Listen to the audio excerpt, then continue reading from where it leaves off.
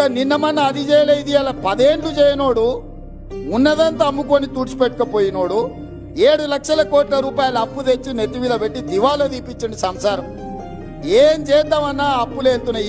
ఏ గూట్లో చేయి పెట్టినా అప్పుల సిట్టి కాగితమే బయటికి వెళ్తుంది.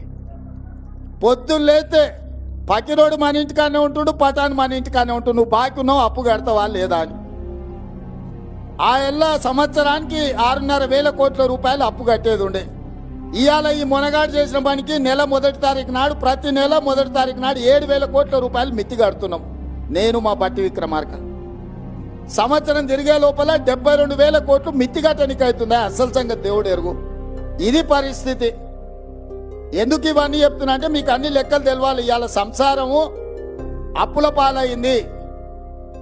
ఈ అప్పుల పాలైన సంసారాన్ని ఒకటొక్కటిగా జర సర్దిద్దుకుంటూ వస్తున్నా.